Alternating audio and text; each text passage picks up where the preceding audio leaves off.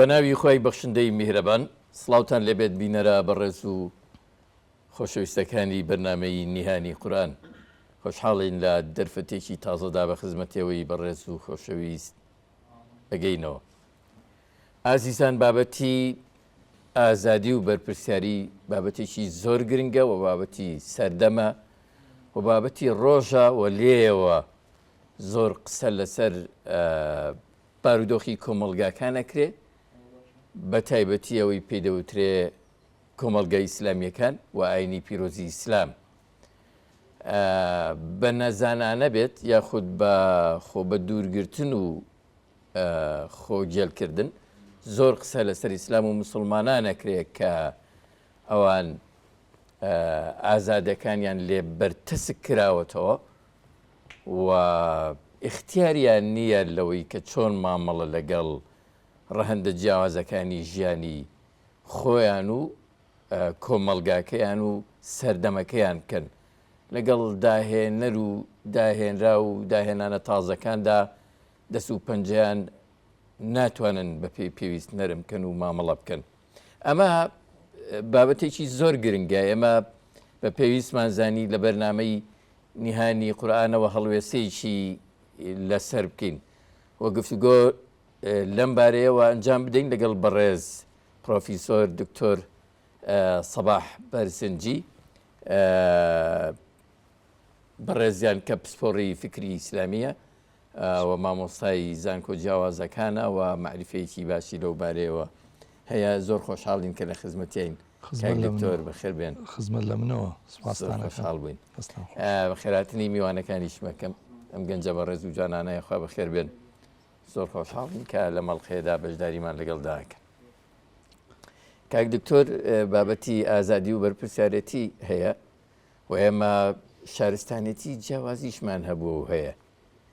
بەنسبەت ئێمەی موسڵمانانە و شارستانێتی ئیسلامیەوە چۆن مامەڵە لەگەڵ ئازادی و بەرپرسیارەتیە کراوە؟ ئایا لە ئیسلامە پێگەیەک بۆ ئازادی بوونی هەیە؟ بە ناوی خوای بەخشندە و میهرەبان، سوپاس و ستایش بۆ خوای دەسەڵاتداری ڕەها، حەمد بۆ خوایە کە ئێمەی خستووەتە سەر ڕێگەی تێفکرین و بیرکردنەوە و هەڵسەنگاندن. درود و ڕەحمەتی فراوان لەسەر گیانی پاکی پێغەمبەری خۆشەویستمان صلی الله عليه وسلم کە ئێمەی فێری ڕێناسی و خواناسی کرد. هەروە لەسەر یار و یاوەران و شوێن کەوتوانی و سوپاس بۆ ئێوەی بەڕێز و ڕێز و حورمەت بۆ هەموو بینەرانی کەناڵی پێیان. زۆر سپاس. ئەم بابەتی جەنابەت دەواازەکەیت کردەوە، بابەتی ئازادیەکان و بابەتی بەرپرسیارەتی، پێم وایە لە کۆنەوە قسەی لەسەر کراوە، هەر لەوەتەی مرۆڤ بیری کردوتەوە، لەوەتەی مرۆڤ فامی کردوتەوە و لە خۆی ڕاماوە و لە دەوروبەریش هەمیشە و پرسیاری لا دروست بووە من کێم و چیم پێ ئەکرێ. بیستوێتی پێناسەیەک بۆ خۆی بکە، بیستویشێتی دیاری بکە کە لەم جیهانەدا چی پێ ئەکرێ بەرامبەر ئەو هەموو ئاستەنگ و مەترسیانەی کە دەوریان داوە. لەم بابەتەوە ئەو هەموو مەدرسە فکریەمان هەیە، ئەو هەموو فێرگە فەلسەفیەمان هەیە. ئەگەر بمانەوێت لەسەر ئەوە بە تێر و تەسەلی قسە بکەین، دیارە کاتێکی زۆرمانەوێ و گەشتێکی زۆر چڕ و پڕ، زەمنێکی زۆر، شوێنانێکی زۆر، یانێ بێ لە تاریخەوە بێنەوە بۆ جوگرافیا، یعنی بە قوڵایی مێژووا بڕۆین و بە پانتایی جوگرافیاشا بگەڕین. بەڵام ئەوەی کە هەمووی ناتوانین، ئەتوانین بەشێکی لێ تەتەڵە بکەین، بەشێک کە پەیوەندی هەیە بە تێگەیشتێکی لێوە بەرهەم بێت بوت. خۆی ئینسان کە لە ڕوانگەیەکی قورئانیەوە سێری مەوزوعەکەیەکە و لە ڕوانگەی بیرمەندە موسڵمانەکانەوە، ئەمە پرسیاری ئەساسی بووە کە ئایا ئینسان مەجبورە یا موختارە، لەژێر زەبر و جەبرایە یاخود خاوەنی ئیختیار و ویست و خواست و ئەمانەیە. ئەگەر ئێمە مەوزوعەکە وردکەینەوە، ئینسان نە بە مطلقی موجبەرە و مەجبورە، و نە بە مطلقیش مختارە اختیاری تەواوی هەیە لە هەندێک شتا تۆ وای لە ژێر زەبرا لە ژێر جەبرا لە ژێر ئەو ئیرادەیە نییە مەسەلەن تۆ بە ئیرادەی خۆت دروست نەبووی بە ئیرادەی خۆت لە وڵاتانیت بە مرادەی خۆت ڕنگ و ڕواڵەت و قەد و قامەت و خێزان و یعنی وەکو زانستی وراست باسیەکە علمی جێنەتیک باسیەکە ئەو ئینسانە هەڵگری مەجموعەیە صفاتە کە لە باوکو دایک و لە درەختی بنەماڵەکەیەوە بۆی ماوەتەوە هەر ئەو صفەتانە بەشێکیان لەوە بەرجەستن و بەشێکی هەڵیانەگرێ و دوای ئەو بەرجەستە ئەبێ لە نەوەکانی ئەوە بۆی شێ هەر بەرجەستە نەبێ ئەمە کەواتە ئینسان لە ڕووی تەکوینەوە محکومە بە یاساکانی خوا لە ڕووی پێکهاتەوە لە ڕووی دروستبوونەوە لە ڕووی ڕەوتی ژیانەوە وەکو کەسێک وایە لە ناو کەشتیەکە بجوڵێ ئازادە لە ڕۆیشتنی ناو کەشتێکەیە بەڵام حرەکەتی کەشتێکە وا لە ژێر سوڵتەی کەشتیوانەکەیە کەشتیوانەکەش تا ئەندازەیەک دەسەڵاتی هەیە بەسەر حرەکەتی کەشتێکەیە وا لە ژێر زەختی کەش و ئاو و هەوا و زریان و شەپۆلی دەریایە دەریاکانیش بە هەمان شێوە بەشێک لە تەکوینیانایە و زاتیە بۆیان بەشێکی عەرەزیە و دەستکەوتووە بۆیان هەنی بەدەستیان هێناوە ئینسان لە ئەوامیری تەکوینی ناتوانێت دەرچێ بەڵام لە ئەوامیری تەشریعیە کاتی خوا بە ئادەم و حەوا فەرمێ وەلا تەقرەبا هذه الشەجەرە نزیکی ئەم درەختە مەکەون معنەیەوەیە ئیرادەیان هەیە قودرەتیان هەیە ئیرادەی ئەویان هەیە نزیکی ببنەوە و نەبنەوە اختیاریان هەیە بەڵام قودرەتی ئەوەشیان هەیە نزیکی ببنەوە و نەبنەوە کەواتە کە باسی ئینسانەکەی تۆ ناتوانانی ئینکاری ئەوە بکەین ئینسانە خاوەنی خواستە خاوەنی ئیرادەیە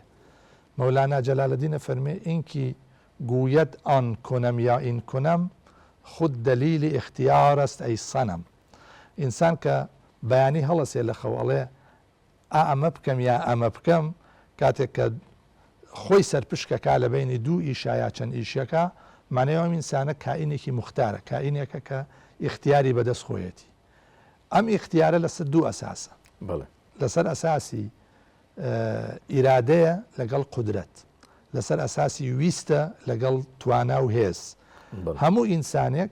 توانای هەیە ئەتوانێ بڕیار بە بەڵام هێزێکی مطلقی نییە کە ئەوەی کە لە خەیاڵ و ئەندێشەی ئەوایە بتوانێت هەمووی جێبەجێکە بۆیە کاتێک کە دێتە ساحەی ژیانەوە بەشێک ئەبێ خۆی بگونجێنێ لەگەڵ یاساکانی ژیانە خۆی بگونجێنە لەگەڵ یاساکانی کۆمەلگایەدا خۆی بگونجێنە لەگەڵ یاساکانی جیهان و گردونە هەر کارێک کە ویستی و ئیرادەی کرد و گونجا لەگەڵ یاساکانە ئەو کاتە خوای پەروەردگارە فەرمێ فأما من أعطى واتقى وصدق بالحسنى فسنيسره لليسرى ئێمە ڕێی بۆ تەختەکەین بۆ ئەوەی کە ئاسانە بۆ ئەو بەڵام وأما من بخل واستغنى وكذب بالحسنى فسنيسره للعسرى باشە هەر کەسێک بێوێ شتێ بکات پێچەوانەی یاسای کەونی بێوێ پێچەوانەی ئیرادەی خوا شتێ بکە یا پێچەوانەی یاساکانی کۆمەلگا وەکوایە تۆ بتەوێ بڵێ من مادام ئازادم بە کەیفی خۆم سیارەکەم لێ خوڕم ترافیک لایتەکە سووریش بێ هەر ئەڕۆم ئەو کاتە شورتی مرور لە بەردەم تا ئاوەستێ ڕێت لێ ئەگرێ یاسا کەونیەکان لە یاسای ترافیک بەهێزترن تۆ هەرچەند خۆت بە ئازاد بزانی ناتوانێت ڕێگە لە پیربوونت بگری ڕێگا لە نەخۆشی بگری ڕێگا لە نەخۆشکەوتن بگری بەڵام ئەتوانی هەندێک تەدابیر و هەندێک تەکبیر و ڕاوێش بکەی بۆ ئەوەی درەنگتر پیربی ئەتوانی هەندێک ئیجراعاتی پزیشکی لە ژیانی خۆتا پەیڕەوکەی بۆ ئەوەی تا ئەندازەیەک سەلامەتتر بی وەکو ڕێک وەکو باقی مەسەلەکانی تر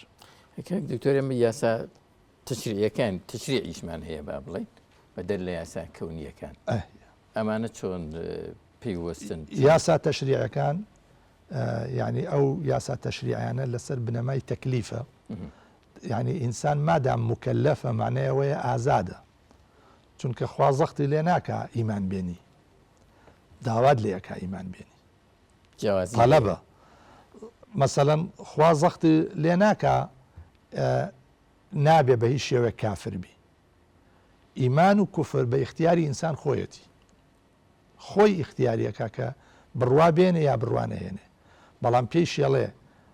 ئەمە نەتیجەی ئیمانەکەیە، ئەوەش نەتیجەی کوفرەکەیە. ئەمە نیشانەکانە بۆ ئیمان هێنان، ئەمەش بربەستەکانە بۆ ئیمان نەهێنان. لە هەردوو حاڵەتەکەیە کاتێک کە ئینسان مکەلەفە بە مجموعەیەک فەرمان و بە مجموعەیە ڕێگریکردن،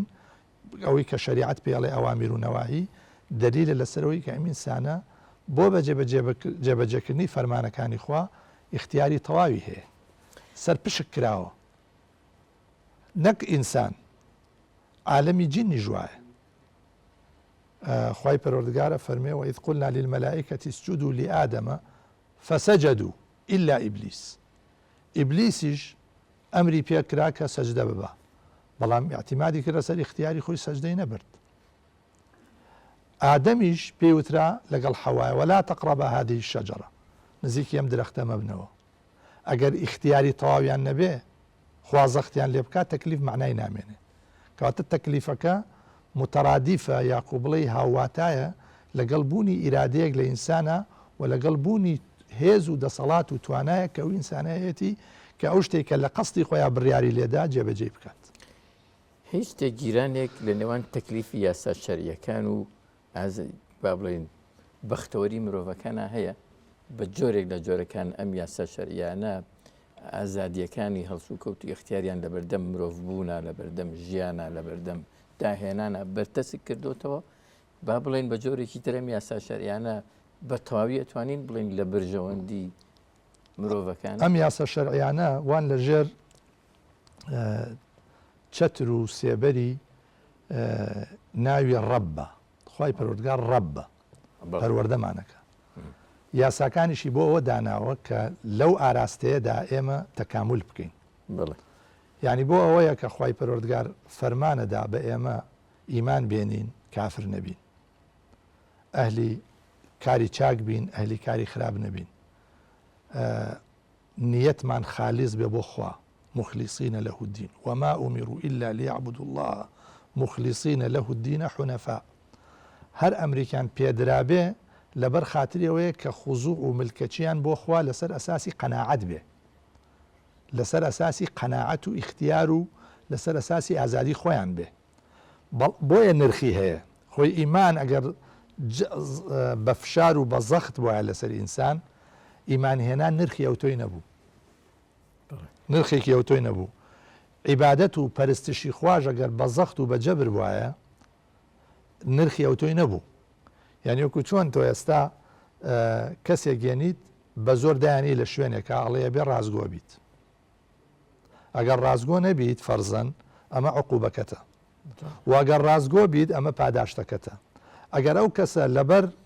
تەماع ڕازگۆ بوو یا لە ترسا درۆی نەکرد، قیمەتی ئەخلاقی نییە شتەکەی. بەڵام هەر کاتێک بە ئازادی خۆی لەبەر خاتری نرخی شتەکە، لەبەر خاتری ئەهەمەت و بایەخی ڕازگۆیەکە ڕازگۆ بوو،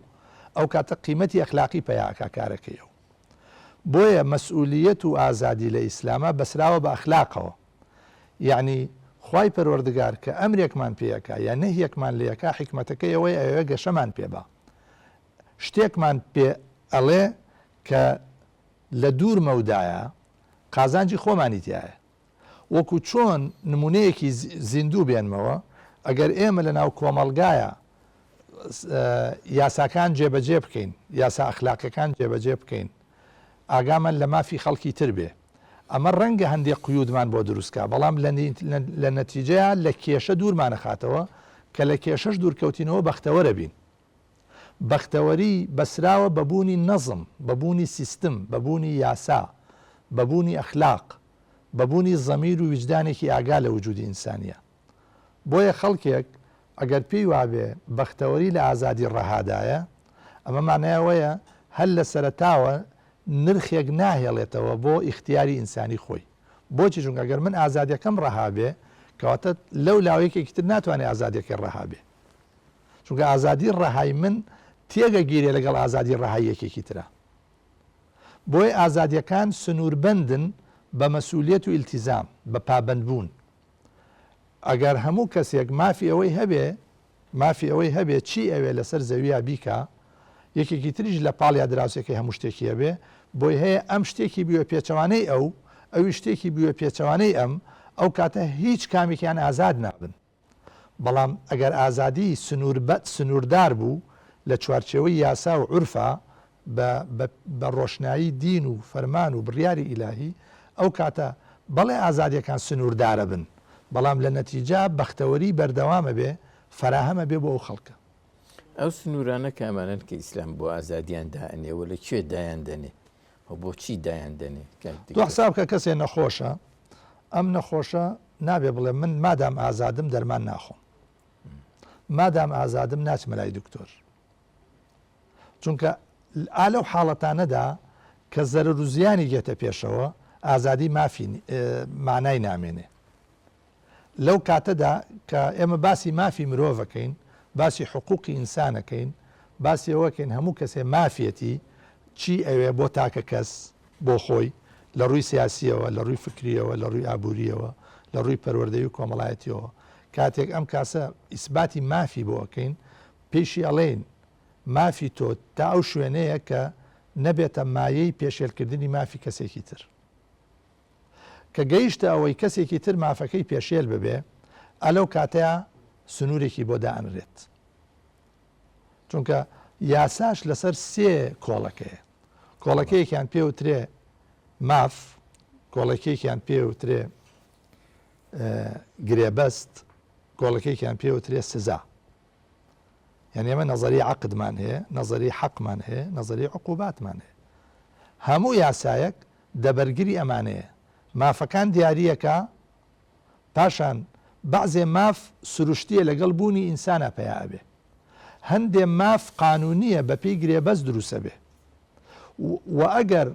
مافە سروشتیەکان پێشێل کرا سەیرەکەین بزانین کێ پێشێلی کردووە، ئەچین بۆ نەزەری عقوبە. ئەگەر کەسێ بە ئازادی خۆی گرێبەستێکی کرد، یعنی خۆی ملزەم کرد بە شتێک بە واجباتێک، دوایی واجباتەکەی جێبەجێ نەکرد، دیسانەچین بۆ نەزەری عقوبە،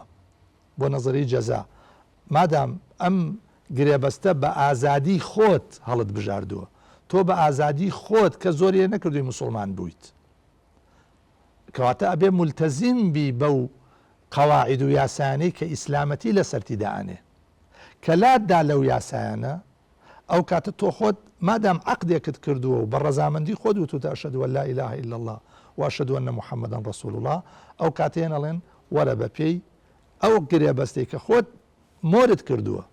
مۆرەکەش بەدەست نەتکردووە، بە تەوێڵت کردوتە کە سوجدە و بۆ خوا بردووە. ئەگەر عەقدی ئیعتیادی بە پەنجەمۆر بێ، عەقدی ئینسانی مسلمان بەو سەجدەیە کە ئیبا بۆ خوا. ئەوەی کە محەممەد ئیقبال ئەڵێ ئەگەر کەسێ سوجدە بۆ خوا ببا سەجدە بۆ غەیری خوا نابە. ئەو کەسەی کە تەسلیمی خوا بێ تەسلیمی غەیری خوا نابێ. ئەو کەسەی کە باوەڕی بە تەوحیدەیە قەت ناچێتە پاڵ هیچ دەسەڵاتێکی تر. جا بۆیە ئەگەر تۆ مافی خەڵکێک مافی خەڵکێکت پێشێل کرد یا خەڵکێک مافی پێشێل کردی، ئەو مافە یا لەسەر ئەساسی قانونی طبیعی خوایە یا لەسەر ئەساسی عەقدێکی گرێبەستە لە بینی تۆ ئەوە، ئەو کاتە ئەچین بۆ نەزەری عقوبات، ئەچین بۆ نەزەری سزا.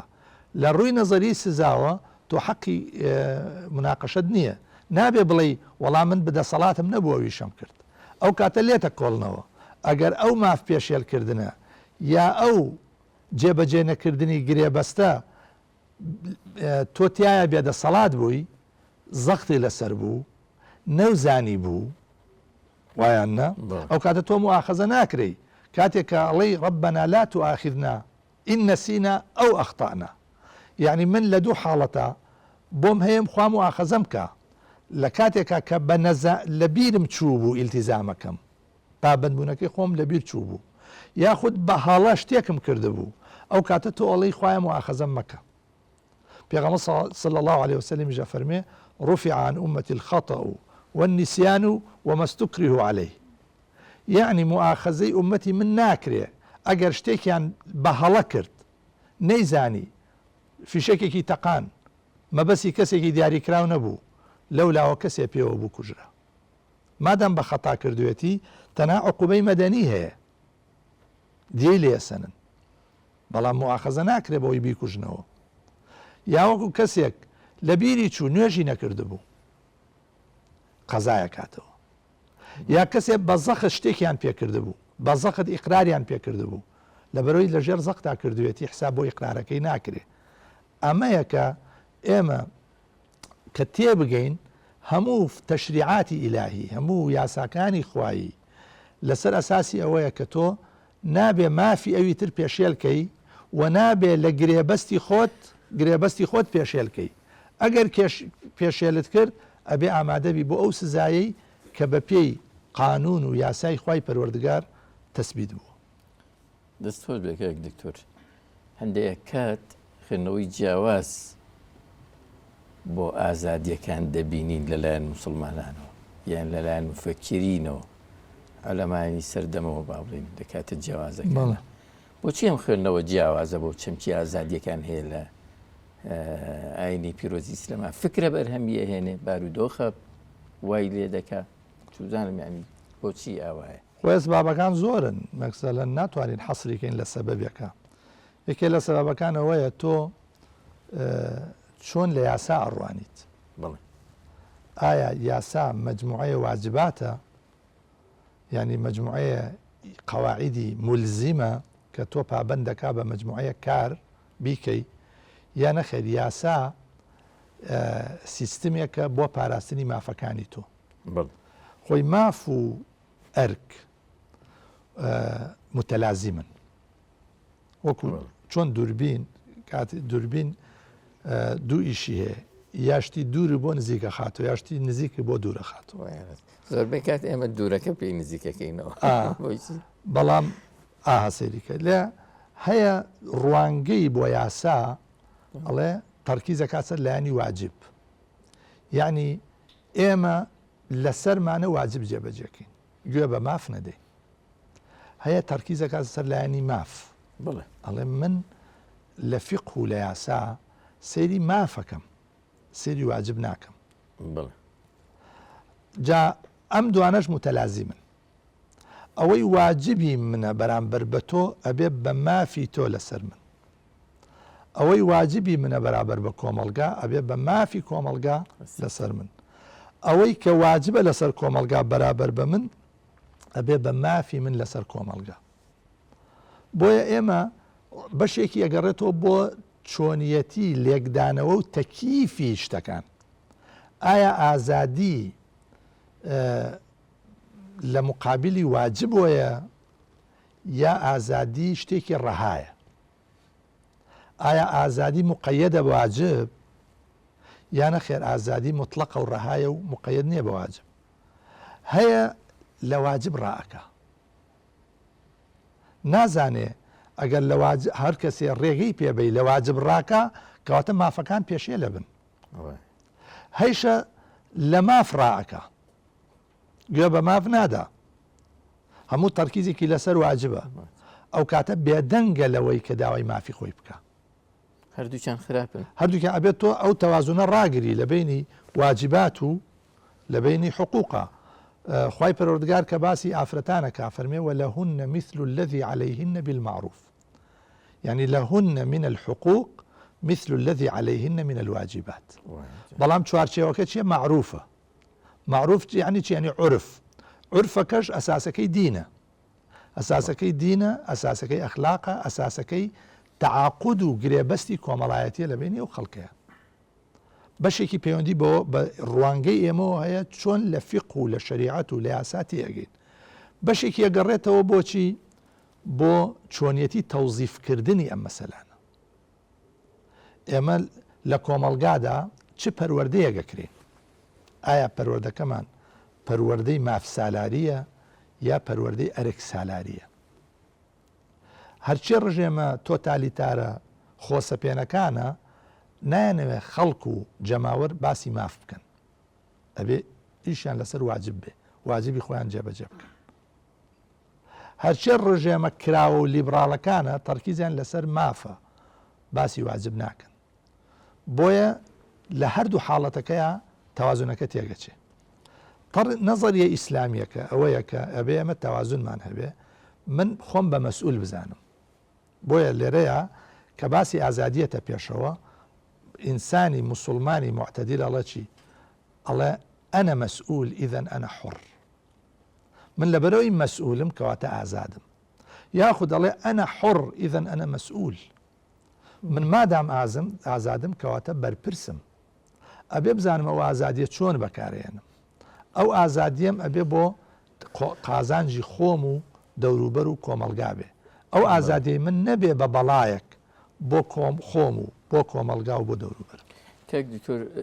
دیسان لە دەرفەتێکی تریشا کاتێک کە ورد ئەبینەوە لە دەقەکان شتی جوان لە ئازادی و لە بابەتی دیکە شابەدیەکەین لە دەقەکانە یا لە سولەتی پێغەمبەر عەلەیهی السەڵات وەسەلام بەڵام لە کۆمەڵگە جیاوازەکان وردە بینەوە کۆمەڵگەی ئیسلامی با بڵێ شتی جیاوازە بینی لە ینی داهێنراوی جیاوازە بینی چودانم تێڕوانین و هەڵس و کەوتی جیاوازە بینی بە ناوی ئیسلامەوە کامیان ئەسڵە و بۆچی وای لێ هاتووە ینی کۆمەڵگاکان ئاوا وەکو دەقەکان نین وەکو سنەتی پێغەمبەر خۆی جیاوازی بۆ خۆی مافە جیاوازی بیر و بۆچوون جیاوازی عەقیدە و بڕوا جیاوازی طەبیعەت و مەرام جیاوازی سیستم ئەمە خوا ئەو مافیاوە بە ئینسانەکان وەکو چۆن زمانیان جیاوازە فکریشیان جیاواز بێت وەکو چۆن مەیل و خواهیشیان جیاوازە فکریشیان جیاواز بێت یعنی جیاوازی کێشە نییە لە حەدی ذاتی خۆیان بەڵام هەموو جیاوازیەک ئەبێ مەرجعیەتێکی ئەبێ کاتێ من و تۆ جیاوازین لە مەسەلەیەکە ئەبێ داوەریە کە بێ لە بینی من و تۆیە ئەو داوەریە شەریعە دەیکە شەریعە دەبێ بە داوەر جاری وایە لە تێگەیشتنی دەقەکانە بیر و بۆچوونی جیاواز دروستە بێ بۆیە لێرە علمی ئوسولی فقه ئەبێ بە داوەر علمی جەدەل و خلافە بێ بە داوەر هەر کاتێ ئێمە هاتین ویستمان بیر و بۆچوونێکی تایبەت بسەپێنین من ویستم بیر و بۆچوونی خۆم بسەپێنم بەسەر تۆیە ئەوە معنەیە مافی جیاواز بیرکردنەوە لە تۆ ئەسەنمەوە بەڵام هەر کاتێک قوبوڵم بوو تۆ قسە بکەی ئەبێ تۆش قوبوڵت بێ من قسە بکەم و هەردووکمان قوبوڵمان بێ کە شەریعەتێک هەبێ کە ببێ بە داوەر لە بینمانە کاک دکتۆر هەندێک جار ئەگاتە ئەو ڕادەی خوێندنەوەیەکیان بیر و بۆچوونێکیان ئەوەندە کراوەیە شتێک نبینی لە نێوان ئەو ئەوروپیەکانە با بڵێن سەر دێن باسی ئەوانی شاکین با بڵین یان فکرە سەردەمیەکانە با بڵین هەندێکیشیان هەر لە ڕوانگەی ئیسلامەوەندە داخراوە ینی تۆ ناتوانانی بڵێ وەڵڵا جا ئەمە ینی مامەڵەشی لەگەڵ بکەی بێ ئەمە بۆ ینی با بڵێن بتوانین کامیان نزیک ئەگەر بەس و مەدرسە ئیسلامیەکان بێ مەدرسە ئیسلامیەکان ئێمە 4-5 جۆر مەدرسەمان هەیە مەدرسەی کەلامی و ئیعتیقادیمان هەیە مەدرسەی فقهیمان هەیە مەدرسەی ئەخلاقیمان هەیە مەدرسەی فەلسەفیشمان هەیە ینی 4 جۆر قوتابخانەمان هەیە لە توراسی ئیسلامیە و لە واقعی ئێستایشە لە ڕووی بیر و مەدرسە بڕوایی و عەقیدەی و کەلامیەکانەوە ئێمە مەدرسەی عەقڵگەرامان هەیە مەدرسەی نەقڵگەرامان هەیە مەدرسەی میانشمان هەیە لەو ناوەڕاستەیە ئەوەی کە عەقڵگەرایە کراوەترە چونکە عەقڵ بەهایەکی فەوق المەذاهبە لە سەرووی مەذاهب و دینەکانەوە یعنی تۆ ئەگەر بە مەدرسەی عەقڵی سێری مەوزوعەکە بکەی لەگەڵ هەموو کەسێک ئاکەویتە گفتوگۆ و عەقڵەکەی بە داوەر عەقڵی دەستە جەمعی مەدرسەی نەقڵگەرامان هەیە ئەڵێ تۆ ئەبێ عەقڵەکە و تابعی نەقڵ بێ حتا ئەگەر نەقڵەکەش قابلی هەزم نەبێ تۆ بێ ئیلغای عەقڵی خۆت بکەی هەردوو مەدرسەکە جۆرێک لە ئیفرات و تەفریتیان تایە بەڵام مەدرسەی میانە ئەوەیە کە تۆ حساب بۆ عەقڵی شەکەی و حساب بۆ نەقڵی شەکەی ئەم دوانە بە دژ و نەیاری یەک نازانیت چونکە پێ دوایە سەرچاوەکانی معریفە دوانن سەرچاوەکانی معریفە دوان یەکێکیان قورئان و کتابی خوایە وحی چ قورئان و چ سنەتی پێغەمبەر صلی الله عليه وسلم ئەمە سەرچاوی یەکەم. سەرچاوی دووەمیش گردون و جیهان و مرۆڤ و هەمووی. بەڵام میکانیزمی تێگەیشتن لە قورئانی لە وەحیش و لە گردونیش دوانە، عەقڵ و حەواس. ناتوانی بەتەنها ئیعتیمادکەی لەسەر حەواس و ناشتوانی بەتەنها ئیعتیمادکەی لەسەر عەقڵ. بەم دوو میکانیزمە کە عەقڵ و حەواسە تۆ توانی تێبگەی لە دوو کتێبەکەی خوا کە بریتە لە قورئان و لەگەڵ گردون. ئەمە مەدرسە میانەکەیە کە ئەو ئیشکالێتە ناهێڵێ کە ئێمە دەمێکە بیستومانە و کاری لەسەرەکەین کە ئەگوایە لە بینی عەقڵ و نەقڵا تەعاروزەیە. ئێمە عەقڵ ئەو هینەیە، ئەو نیعمەتەی خوایە کە پێی یاوین کاتێک کە فەرمێ ولا تقف ما ليس لك به علم إن السمع والبصر والفؤاد كل أولئك كان عنه مسؤولا. سمع وبصر يعني بيستن وبينين حواس، فؤادي يعني عقل، يعني دڵێک کە گەشت بێتە مستەوای تەحلیل، مستەوای شیکاری، بە تعبیری کانت بتوانێت تەحلیل و تەرکیب بکە، بتوانێت گوزارەکان ببەستێ بە یەکەوە، بتوانێت شیکاری گوزارەکان بکە. ئەمە مەدرسە کەلامیەکە. مەدرسە فیقیەکانیش دیسان ئێمە لەوەچێ لە تاریخی ئیسلامیات دەیان مەدرسەی فیقیمان هەبێ. لە ناو مەدرسە فیقیانە ئێستا چواریان ئەتباعیان زۆرە، مەدرسەی حەنەفی، مالیکی، شافعی، حەمبەلی. ئەمانش ڕێگای ئیجتیهادن، ڕێگای تێگەیشتنن لە دەقەکان. کاک دکتۆر پرسیارێکی گرنگ ئەوەیە، ئایا پشکی ڕێگەزە جیاوازەکان ژن و پیا و کوڕ و کچ نێر و مێ لەم ئازادیە جیاوازە یا جیاواز نییە، یانی نەوەکو یەکە؟ خۆی وەکو قاعیدە ژن و پیا یەکسانن، بەڵێ وەکو مەبدەئی ئازادی یەکسانن. لەو شوێنانە کە ئەبینی بڕیارەکان و فەرمانەکان جیاوازن وەکو ئیستیسنا ئەبێ بزانین لەبەر چییە، لەبەر چییە. مەسەڵەن پیا و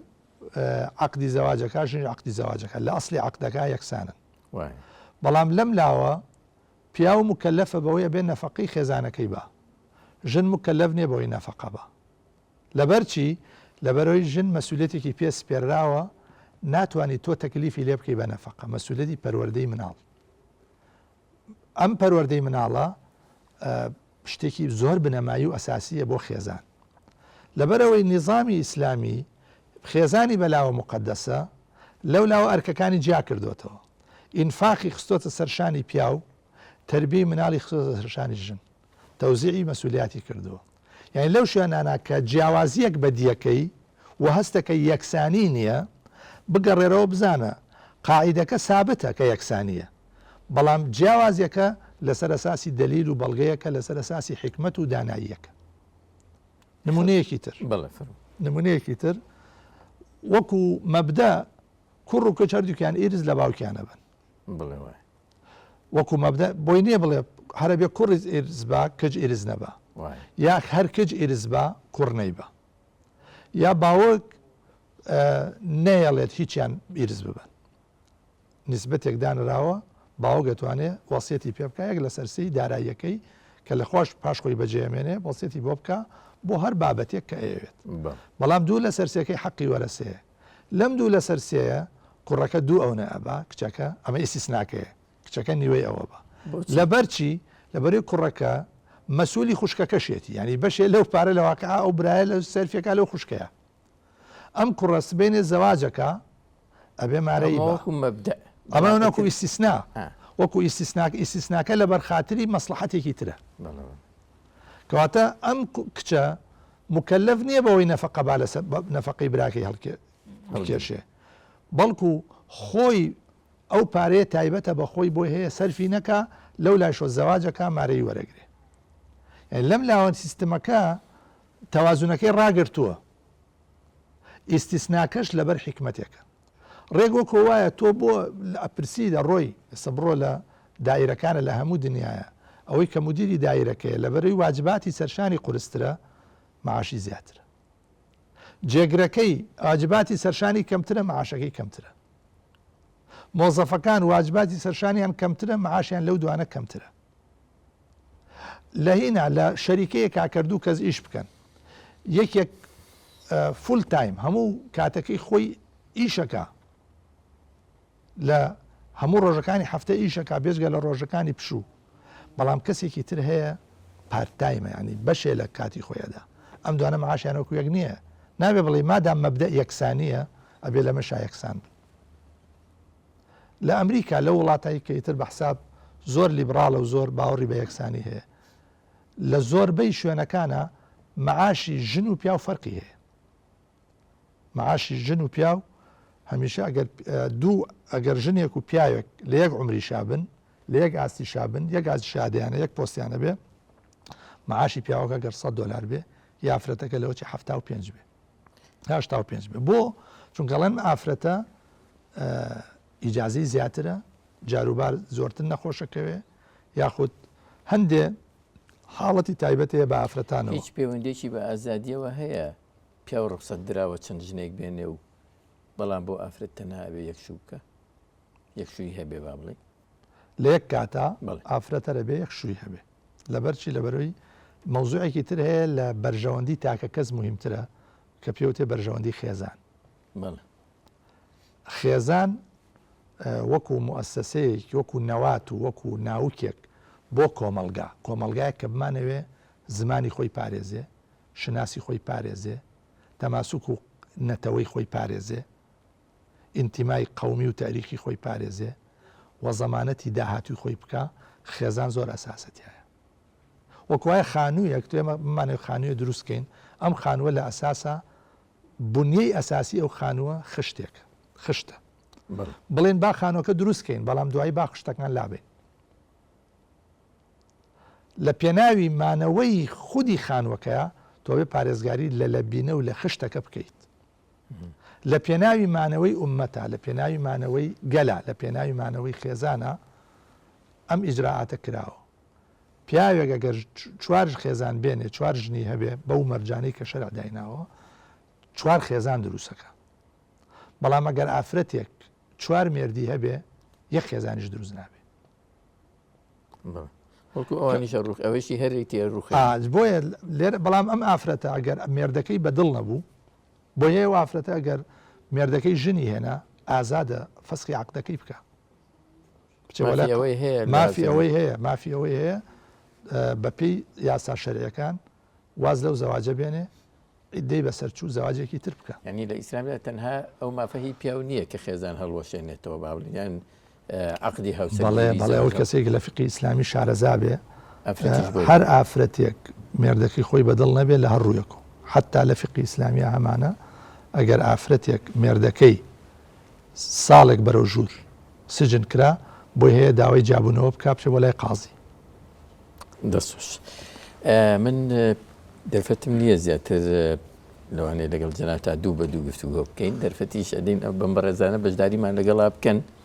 ئەگەر پرسیارێکیان هەبێت لەبارەی ئازادی و بەرپرسیارەتیەوە لە ئیسلام یان ئەم تێڕوانینە جیاوازیانەی کە هەیە لە کاک دکتۆر فەرموویت. بسم الله والصلاة والسلام على مبعوث رحمة للعالمين محمد صلى الله عليه وسلم وعلى آله وصحبه أجمعين. خيراتني كاكتوري خوش يستقيم بسمات كاكتوري دنگت برسيتو بس خوش لجنة ما مصر جاكين بو برنامج بفيزك خوي يقول سلامتك يا ربي. نام رباز عثمانها ما مصمم لمن كيروش شن بو فيركنو لبركني قراني بيروز هاوكات خوند كارم لا كوليج ياسا وراميري لبش ياسا. زود از خوشی لیکن کاکتور جان بو بابت زور بپیزم. والله دو پرسیارم هەیە بەڵام ئەبێ ڕوونکردنەوەیکی لەسەر بم بۆی جوام گاتە جەنابەت وەک معلومی جەنابتانە کە ئەبوو جاهل ئەیوت ئەی خەڵکینە ئەوە محەممەد صلی الله علیه وسلم هینی ئەوە کە ئیدعایەوە کە ئەڵێ ئێمە وەکو دانەکانی شانە ڕێچین هەمووان لە یەک ئاستین هەروەها خەڵکی لە بەندایەتیکردنی ئەمە تەمان قسەی ونیان بتیان فەرمێ خەڵکی لە بەندایەتیکردنی وەزە مەڵاو زەمەر هین پێغەمبەری خوا صلی الله علیه وسلم فەرمی خەڵکی لە بەندایەتیکردنی بەندەکان و بۆ بەندایەتیکردنی خوای گەورە بانگێشتەکەی ئێمە لە ئیسلامدا زۆر لایەن هەیە کە ئەیانەوێ بەلاڕێی بەرن یاخود ئیسلام تەنگەتار تێ بخەن چەند ڕەخنەیەک ئەگرێن لە دوو بابەتە یەکێ لەو بابەتانە لە بابەتی کاتێکە فتوحاتی ئیسلامی دەستی پێکرد جیزیە بۆچی وەرەگیرە لە ئەو قەومانیا لە ئەو شوێنانی کە فتوحاتیان نەکرایە سەر کاتێکە مسلمان نابن یا جنجان ناکر لا رأی سیمانه یعنی اتوان جزیه بدن بۆچی جزیان وەرەگرت لە کاتێکا ئازادی هەبێت ئەمە یەکیان دووەمیشان حکمی مرتد بوونەوە بۆچی کوشتنە لە ئیسلامدا ئەم دوو پرسیارە زۆر کات ئەیکەن بە بابەتێکە قسەی زۆر پێوە هەڵئەگرن ئەگەر ڕوونکردنەوە مابووی لەسەر بابەت دوو بابەتە خۆی گەرزای بەخێرباتەوە دواتە پرسیارەکەی جەنابەت یەکەم یان لەسەر مەسەلەی فتوحاتە دووەمیان لەسەر مەسەلەی کوشتنی مرتدە وایان نا بەڵێ لە مەسەلەی فتوحاتە کاتێک کە ئیسلام هات ئەگەر هەلومەرجی سیاسی ناوچەکە بزانینەوە کاتە بۆمان دەرەکەوێ مجموعەیە ئیمپراتۆریەتی فاسد حکمی ئیمپراتۆریەتی ساسانی لەگەڵ ئیمپراتۆریەتی ڕۆمانی بێزەنتی شەرقی حکمی ئەم ناوچەیانە کرد ئیمپراتۆریەتی ساسانی ئەو زوڵم و زۆر و ستەمەی کە لە ئەسڵەن خەڵکەکەی خۆی ئەکرد بایی ئەوە بوو کە دەسەڵاتێک بێت لای بە بایی ئەوە بوو چونکە ئەوەندەی زەختیان لەسەر ئەوان خۆیان پێڵن دەهاقین ئەو دەهاقین ینی دێهاتیەکان ئەوەندەی زەختیان لە کشاوەرزان و لە جوتیاران و لە خەڵکی خاوەن پیشە ئەکرد بۆ ئەوەی گەنجینەکانی خۆیان پڕکەن بۆ ئەوەی کۆشک و تەلارەکانی خۆیان ئەسەن داخوازیەکی خەڵکی ئەوێ بوو کە هێزێک بێت ئەوانە لابە ئەو هێزە هێزی ئیسلام بوو هێزی ئیسلام بوو هات و ئەو خەڵکەش بە بێگاری هاتن شەڕیانە کرد بۆ ئەو دەسەڵاتە بۆ ئیمپراتۆریەتە بە ناچاری و لەژێر زەخت و فشارە بۆیە کە ئیسلام هات ئەو هێزانەی ڕوخان ئەو هێزانە تازەوە کۆڵێ ئیکسپایر بوون توانای ڕوبەڕووبوونەوەی ئەم بانگەوازیان نەبوو یعنی چۆن ئێستا مەسەلەن من ئەم پرسیارە زۆر جارەکرێ جاری وایە فکرێک بە پێی یاسا و بە پێی قوانینی حقوقی بەشەر ڕێگەی پێ نادەی بێت بەڵام سیاسەتەکە ئەیسەپێنێ داخوازیە کۆمەڵایەتی و مێژوویەکە ئەیسەپێنێ بۆیە کە ئیسلام فتوحاتی کرد طبیعەتی دینەکەوا بوو بانگەوازی ئازادی و ڕزگاری و لە کۆی لە دەرهێنانی تاکەکان و گەلان و کۆمەلگاکان بوو ئەی باشە کە هات بۆچی جزیەی سەپان لەبەرەوەی ئەو تاکەی کە ئیسلام هاتۆتە ناوی بۆ نمونە ئیسلامیەتە شارە زوور حکمەکە لەم شارە زوورەیە ئەو خەڵکەی شارە زوور یا ئیسلام وەرەگرێ یا ئیسلام وەرناگرێ ئەوەی ئیسلام وەرەگرێ ئەگەر دەسەڵاتدارە و ئیمکاناتی مادی هەیە بێ زەکات بە ئەوەیشی کە ئیسلامی وەرنەگرتەوە ئەگەر دەسەڵاتدارە و ئیمکاناتی دەوڵەمەنە ئەبێ ئەویش بچێتە ژێرباری ئەوەی مەسئولیەتێ بگرێتە ئەستۆکو مسلمانەکە یعنی ئەمە لە ڕاستیە جیزیە یەکسانکردنی نامسلمانە بە مسلمان لەوە مادا مسلمانەکە جیزیەی لەسەر و دەوری هەیە لە برە و پێدانی ئابووری کۆمەلگاکەیە ئەبێت دەرفەت بە غێرە مسلمانەکەش بدرێت جیزیە بدا ئەوە ئەو جزیەش لە مقابلی حیمایی قانونی ئەوەیە چۆن مسلمانەکە حیمایی قانونی هەیە ئەبێ قانون بیپارێزێ گیانی بپارێزێ مڵکی بپارێزێ کەرامەتی بپارێزێ ئەو غێرە مسلمانش مادام قبوڵێتی لەو کۆمەلگایە بێت ئەبێ لە مقابلی پاراستنیەوە حیمایەتی پاراستنی خۆی و ماڵ و مناڵ و کەس و کار و سەرۆت و سامانیەوە ئەبێ بەشداریەکی هەبێ یعنی لە ڕاستیە بە مەسئولدانانی ئەویشە بەرابەر بە کۆمەلگا بەڵام کێشەیان لەوە بوو بەعزێکیانیان و پێی مەڵێن جیزیە عولەما و فوقاوتیان قیچەکە ناوینانن جیزیە ناوینانی جیزیە و ئێستش تۆ بڕۆیتە وڵاتە پێشکەوتەکانی دنیاش ئەوەی کە ئیسلام و کاتە جێبەجێ کردو ئەمان ئێستا بە پەیڕەوی لە ئیسلام جێبەجێیەکە بە ناوی جیاوازەوە هەر کەسێ بچێتە ئەوێ هەر کەسێ بچێتە وڵاتێک ئەبێ مالیات بە نابێ بڵێ وڵا کە من خەڵکیم وڵاتەنی من لاجی ئەم نابێ مالیات بە مادام پارە بەدەسە پارە بەدەسێنی بەڵکو ئیسلام لەوان متەسامیحترە ئەڵێ هەر کەسێک کاری نەبوو وەزیاو لە پێدەیاویستی خۆی نەیبوو ئەوەی لەسەر نییە بۆیە ئەو مەوزوعە لە ڕاستیا گەڕێتەوە بۆ بابی یەکسانکردنی مسلمان و نامسلمان نامسلمان و مسلمان لەوەی کە مەسئولیەتێکی مالی لەسەر شانی بێ لە مقابلی ئەو پارێزبەندیە قانونیەی کە بۆی دەستە بەرەکرێ ئەمە نسبەت بەوە یەنە سەر مەسەلەی کوشتنی مرتد مرتد جارێ کێ مرتد کەسێکە هیچ پاساوێکی نییە بۆ مرتد بوون کاتی خۆی بە قەناعەتی خۆی مسلمان بووە کە زۆری لێ نەکردۆ مسلمان بێ کە هاتۆتە ئیسلامەوە گومانی بۆ دروست بووە لەگەڵ یا عولەما دانیشن گفتوگۆی لەگەڵەکەن مەجای گفتوگۆی هەیە 100 کە گفتوگۆ کە تەواو بوو قسەی پێنەما هەر لە ڕووی عیناد و ئیستیکبارەوە بڵێ من نایکەم من ئەم ئیسلامم قبول نییە و بچێ محارەبەش بکە یعنی بە تەنیا ئەسلی مرتد بوونەکە کابرا لە خەیاڵی خۆیان مرتدە و لە قۆناغێکا لە شوێنێکا دانیشتووە و گومانێکیە و قسەیەکیە و گومانەکەشی ئەگەر مەجای تیابێ بۆی تەویل کرێ کە بڵێ هەر مسلمانە کەس ناتوانێت دەسی بۆ بە و ئەگەر تەنها لە خەیاڵی خۆیان بێ بەڵام بێت لە مجتەمەعێکی ئیسلامیا بژیت و کاتی خۆشی بە قەناعەت و مسلمان بوو بێ ئێستا وەکو دوژمنایەتی لەگەڵ موسلامە بڕیاری ارتیدادی خۆی بە و ئامادەش نەبێ گفتوگۆ بکە لەگەڵ زانای مسلمان گفتوگۆکەشی کرد و قسەی پێنەما هەر سوور بوو دیسانەوەش هەر مەجای پێ ئەدرێت ئەو کاتە بڕیاری ئیمامی مسلمانان ئەوەیە ئەگرێتە دەست ئیمامی مسلمانان ئایا قورسترین حکم لەسەری ئەوەیە بکوژرێ بۆی هەیە ئیمامی مسلمانە حکمە نەدا بڵێ سجنی کرد و تەنان لە مەزەبی حەنەفیە ئەگەر ئافرەتێ مرتد بوو ناکوژرێ بەڵکو تەنها مەجای پێ ئەدرێ هەتایە ئیستیتابەکرێ و داوای تۆبەی لێکرێ یعنی ئەم کێشێش ئەو نە کێشەیەکی قورس نییە لە هەموو تاریخی ئیسلامیە ئەو مرتدانەی کە کوژراون ئەوانە بوون کە چەکیان هەڵگرتووە دژی خلافەتی ئیسلامی دژی ئەبوبەکری سیدیق و دژی ئیسلام بەعام و ئامادە نەبوون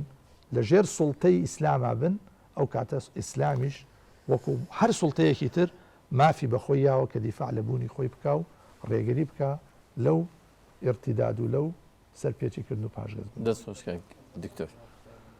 دەستان خۆش بێت سپاس فەرمووی ئێوە ئەگەر پرسیارێکتان هەبێت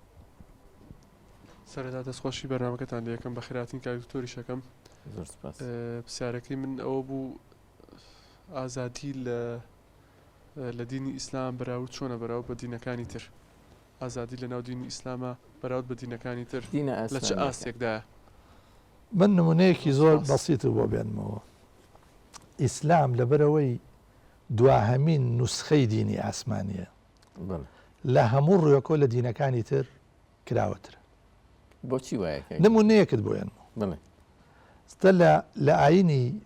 یەهودیە هیچ یەهودیەک بۆی نییە زەواج بکە پیاوی یەهودی بۆی نییە زەواج بکە لەگەڵ غەیری یەهودی وەکو دین و وەکو یاسا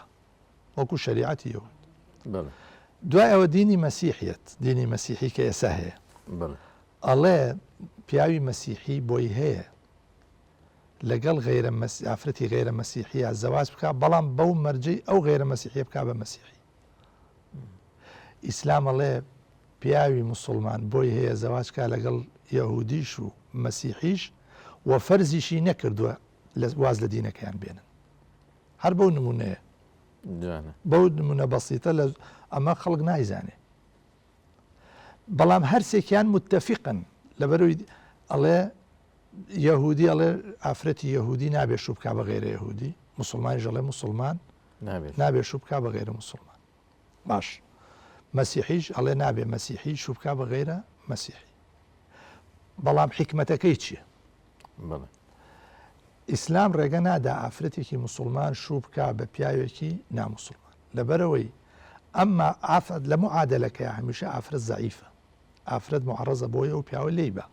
عەزیەتی کە زەختی لێ بکە ئەگەر ژنێکی مسلمان شوو بکە بە پیاوێکی نامسلمان ئیسلام ڕێگە بەخۆی نادا زەخت لەو پیاوە بکە چاک بێ لەگەڵ ئەو ئافرەتە مسلمانەیە ناتوانێت بەرگری لێ بکە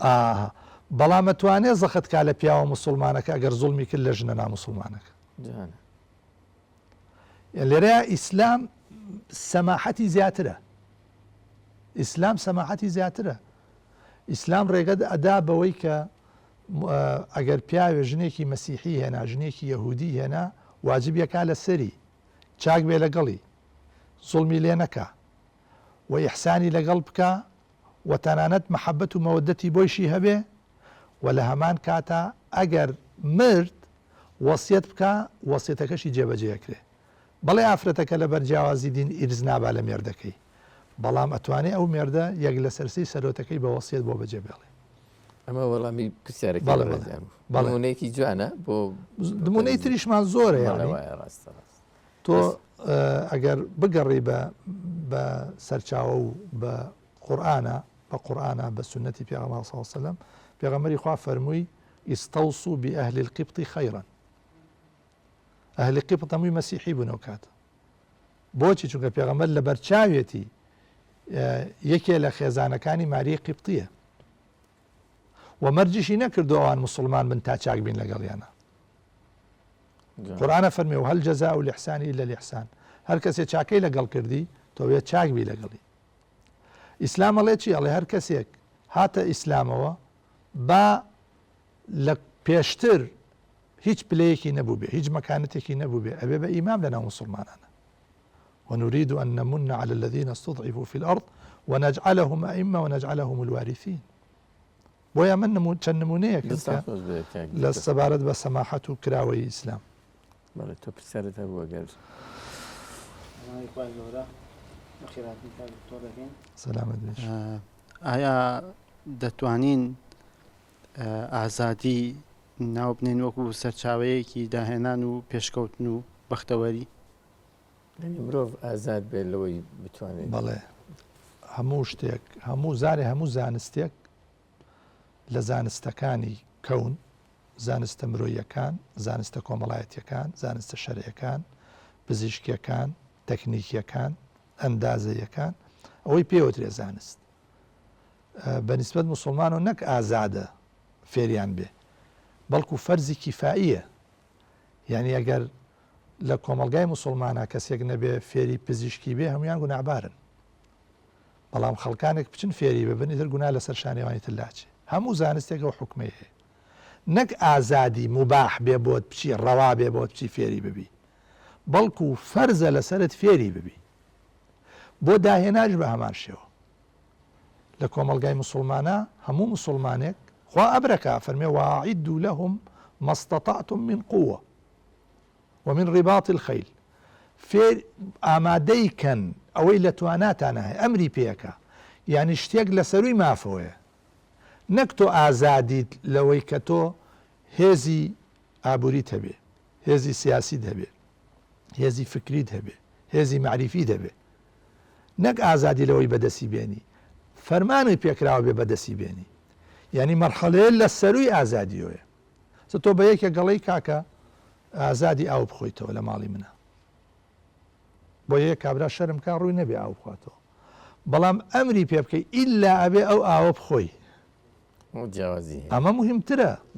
ئەمە مهمترە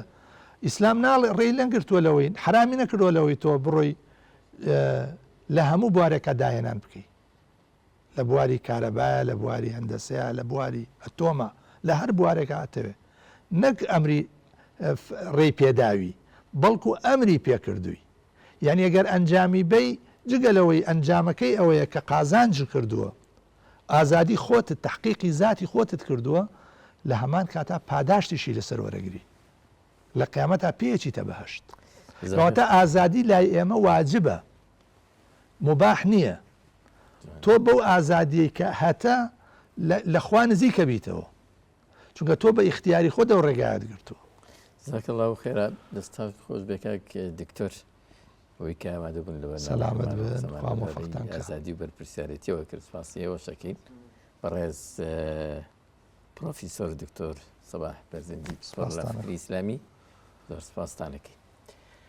بینەرە بەڕێز و خۆشەویستەکان ئەوەندەی کاتی بەرنامەکەمان هەبوو سەمان لە چەمکی ئازادیەکان کرد لە ئاینی پیرۆزی ئیسلامدا ومێدەوارین توانی بێتان شتێک لەو بارەیەوە وەکو زانست و معریفە وەرگرن و تەقەتان دابێت لە دەرگایە و بابەتە فراوان و گەورەیە و خۆتان بە دوواداچوونی زیاتر و خوێندنەوەی زۆرتری بۆ بکەن سپاس تا ئێرە لەگەڵ بەرنامەکەمانە مانەوە تاڵقەیەکی تر هەموو لایەکتان بەخۆی گەورە ئەسپێرین سپاس بۆ هاوکارانم سپاس بۆ ئێوەش واتان